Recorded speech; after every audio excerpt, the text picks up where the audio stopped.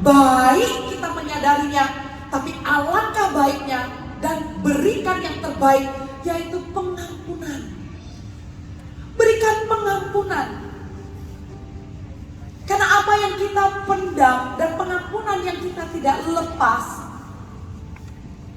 tanpa kita sadari, itulah yang menjadi penghalang mimpi menjadi kenyataan. Itulah yang menjadi penghalang untuk mimpi jadi kenyataan, gak sampai-sampai dan putar-putar di padang gurun. Karena respon hati yang salah. Respon hati Yusuf ini menjadi teladan untuk kita bisa sama-sama lakukan. Bukan cuma katakan ya Bapak dan mau dan menyadarinya, tapi memberikan 1 kilometer ekstra lagi. Bapak Ibu, kalau kita menyadari pengalaman-pengalaman yang tidak enak yang terjadi di tahun 2022, saya ajak, mari kita selesaikan yuk sebelum masuk ke 2023. Mari kita selesaikan supaya tidak bawa overweight bagasi untuk masuk ke 2023. Supaya kita masuk 2023 dengan hati yang lega. Kita masuk ke tahun 2023 dengan hati yang bisa berhadapan dengan Tuhan dan bisa mencerminkan firman Tuhan melalui hidup kita. Tidak menunda-nunda ketaatan.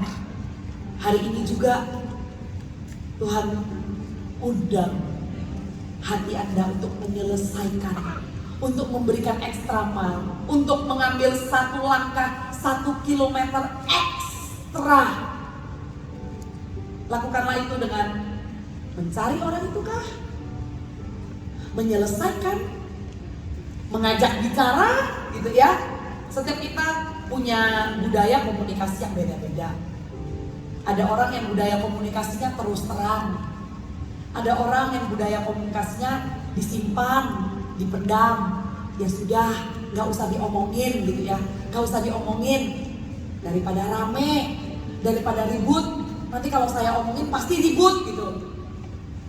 Gimana kalau kita imani yang positif aja? Instead of kita bilang daripada ngomong rame, daripada ngomong ribut, kita ganti dong. Kita katakan kata-kata iman. Saya omongin pasti beres. Saya omongin ada damai sejahtera Tuhan. Saya bicarakan Tuhan yang berperkara. Amin. Amin. Karena sering sekali apa yang kita khawatirkan itu tidak terjadi. Sering sekali apa yang menjadi asumsi pikiran kita itu ternyata tidak benar. Kita belum apa-apa sudah wanti-wanti, kita belum apa-apa sudah takut ribut, takut rame, takut malah nanti jadi tambah lebar. Tapi kenyataannya, kalau respon hati kita itu benar, motivasi kita itu bukan cari pembenaran, bukan cari pembelaan, tapi murni di akhir 2022 saya mau menanggalkan setiap ganjalan itu.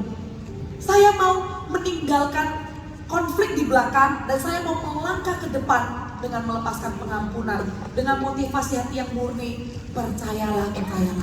Suatu kita datang dengan damai itu bertata atas setiap hubungan. Haleluya. Dan Yusuf katakan, oke, berangkat ya.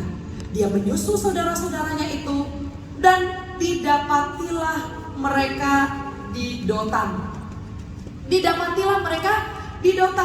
Kemudian reaksi saudara-saudaranya gimana? Yeay, Yusuf gitu. Jelas tidak. Waktu saudara-saudaranya kelihatan kepada mereka, tapi sebelum ia dekat kepada mereka, mereka telah bermufakat mencari daya upaya untuk membunuhnya. Sebelum dia mendekat, mereka sudah mereka-rekakan yang jahat. Kata mereka seorang kepada yang lain, lihat,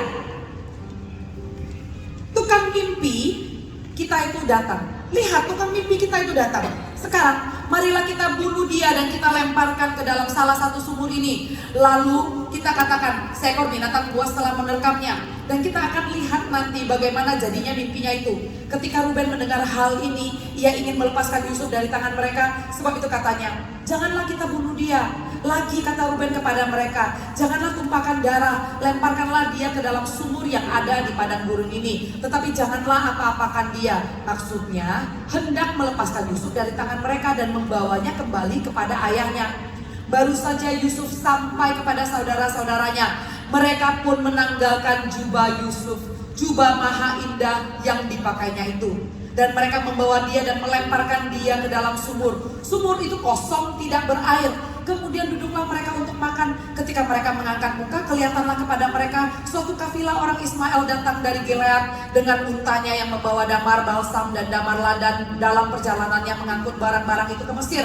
Lalu kata Yehuda kepada saudara-saudara itu, apakah untungnya kalau kita membunuh adik kita itu dan menyembunyikan darahnya? Marilah kita jual dia kepada orang Ismail ini, tetapi janganlah kita apa-apakan dia, karena ia saudara kita, darah daging kita. Dan saudara-saudaranya mendengarkan perkataannya itu.